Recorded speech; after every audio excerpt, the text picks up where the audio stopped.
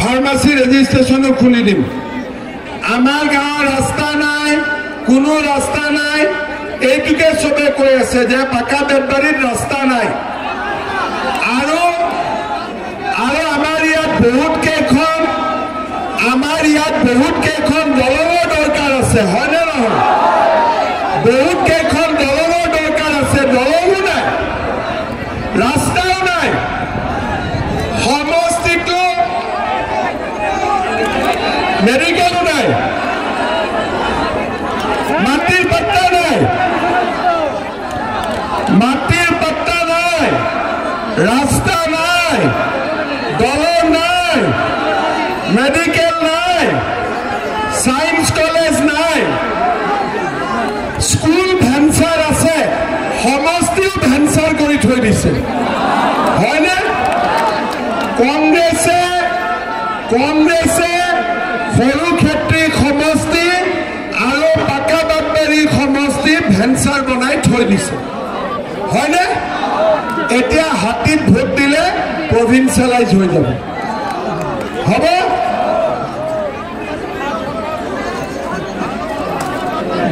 মুবাৰক হুছেইন কোন হয়? আৰু ঘৰ যদি গৰীব মানুহক দিয়ে তাতো পঞ্চায়ত বিলাকে 20,000 25,000 টকা দালালি কৰে, কৰেনে নাই? আৰু যেতিয়া আমাৰ জিঅ' টেগিং কৰিব লাগে তাতো 5,000 টকা খায়, হয়নে নহয়? হয়নে?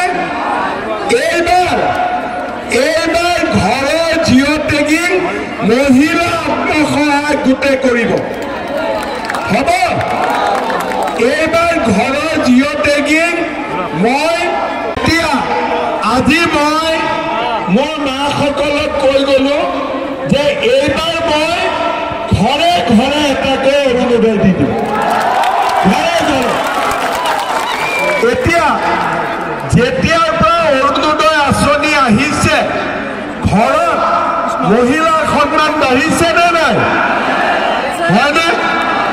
আগতে ঘৰৰ পুৰুষে ইনকাম কৰে, মহিলাই টকা ইনকাম নকৰে।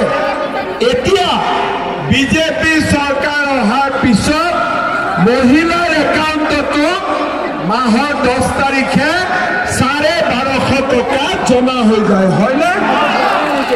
যিবিলাকে পোৱা নাছিলে তেওঁলোকে মন বেয়া কৰি নাথাকিব, ইলেকশ্যনৰ পিছত মই সকলোকে অৰুণোদয় আঁচনি দিম, হ'ব? কংগ্ৰেছে দিব নোৱাৰে, কিন্তু কংগ্ৰেছে দিব পাৰিব নেকি? আপোনালোকে হাতীৰ চিনত ভোট দিব, কাৰো কথা নুশুনিব দেই। সায়েন্স কলেজ লাগে বৰবালা, হয়নে? আচ্ছা, সায়েন্স কলেজ কিয় লাগে? পঢ়িবৰ কাৰণে লাগে। এতিয়া মই যিসকল বাবা মা আজিৰ মিটিঙত আছে সব বাবা মাক মই এটা ৰিকুৱেষ্ট কৰিম, ভাই মোক ভাল পায় বেয়া পায় এটা কথা মনত ৰাখিব যে শিক্ষা অবিহনে আমি বহুত দূৰ আগবাঢ়িব নোৱাৰো, হয়নে? সেইকাৰণে এইবাৰ যি ল'ৰা ছোৱালী মেট্ৰিক পাছ কৰিছে তেওঁলোকক আপোনালোকে কলেজত এডমিশ্যন দিব। এইবাৰ এডমিশ্যনত 1 টকাও দিব নালাগে, মই বিনা পইচাত এডমিশ্যন কৰিম, হ'ব? তাৰপিছত আমাৰ গাঁওবিলাকত কতি শুনি থাক আমাৰ গাঁওবিলাকত ল'ৰা আৰু ছোৱালী দুইটাকে বাপেক মাকে পঢ়াব নোৱাৰে, সেইকাৰণে ছোৱালীজনীক সোনকালে বিয়া দি দিয়ে, হয়নে? এইবাৰ মই কৈছো যে আজিকালি অসমত চাকৰি যে ওলাই 30% চাকৰি ছোৱালীৰ কাৰণে ৰিজাৰ্ভেশ্যন থাকে। এই যে পুলিচতো দেখিছে কিমান ছোৱালীয়ে চাকৰি পাইছে, আপোনালোকে দেখিছে। নাৰ্ছতো ছোৱালীয়ে চাকৰি পায়। সেইকাৰণে এইবাৰ ছোৱালীক বিয়া নিদি আপোনালোকে কলেজত নাম ভৰ্তি কৰাই দিয়ক, আৰু কলেজত যিটো পঢ়াৰ খৰচ বছৰি 10,000 টকা একাউণ্টত দি দিব বুজি পালে যে ছোৱালীৰ পঢ়াৰ দায়িত্ব মামাৰ ওপৰত থাকিব ল'ৰা আৰু ছোৱালী দুইটাৰে এডমিশ্যন বিনামূলীয়া হ'ব কিন্তু ছোৱালী যাতে সোনকালে দিয়া নহয় তাইক যাতে আমি ডাঙৰ কৰিব পাৰোঁ সেইকাৰণে হায়াৰ ছেকেণ্ডাৰী পঢ়িলে ছোৱালীয়ে 10,000 পাব ডিগ্ৰী পঢ়িলে 12,500 পাব আৰু ইউনিভাৰ্চিটিত পঢ়িলে 25,000 টকা কৰি বছৰত মই দিম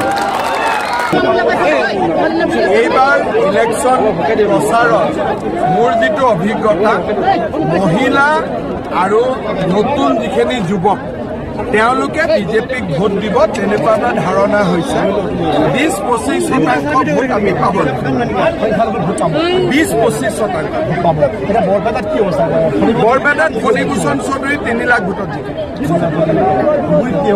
ধুবুৰীত 3-কোণীয়া প্ৰতিদ্বন্দ্বিতা কোন জিকে ক'ব টান কিন্তু এজিপিৰ পৰিৱেশ যোৱা 3 দিনৰ পৰা বহুত বেছি ওপৰত গৈছে উৎফুল্লিত হোৱাতনো এতিয়া চবেইতো গান বাজিলে চবেই নাচিব পাৰে কাকনো মানা কৰিব কিন্তু উৎফুল্লিত এনেইতো আৰু হ'লে নহ'ব কিবা এটা কাৰণ থাকিব লাগিব বোলে ডাঙৰ মিটিং এখনেই হৈছিল ডাঙৰ প্ৰচেছন এটাই হৈছিল কিবা এটাতো কাৰণ থাকিব লাগিব ইয়াতেতো একো মিত্ৰতা নহ'ল CPM একফালে কংগ্ৰেছ একফালে নিৰ্দলীয় একফালে ইয়াত আমি আৰামত হাঁহি জিকি নামিব পাৰে আমাৰ লগতো 6 গগৈ আছে আজমলে কৈছে যে আপুনি মাদ্ৰাছা বন্ধ কৰিছে আজমলে আকৌ বহু কেইখন মাদ্ৰাছা খুলি দিব এতিয়া এই জনমত হ'ব জানো ক'ত আৰু আজমলৰ সময় আছে আৰু মোৰ লগত টক্কৰ ল'বৰ কাৰণে ইমান সহজতে পাৰিব গৌৰৱ গগৈয়ে কৈছে যে বিজেপিয়ে 7খনতকৈ বেছি আসন অসমত নাপায় ইয়াক 7খনটো দিলে কমচে কম ফ্ৰীতে 7খন দি দিছে ডাঙৰ কথা নহয় জানো আমি 7ৰ পৰা আৰম্ভ কৰিম মানে তেওঁতো 7খন দিলেই আমাক এইটো এটা ডাঙৰ কথা নহয় জানো যে এজন বিৰোধী নেতাই বিজেপিক 7খন দিলেই থাকিলে কি আৰু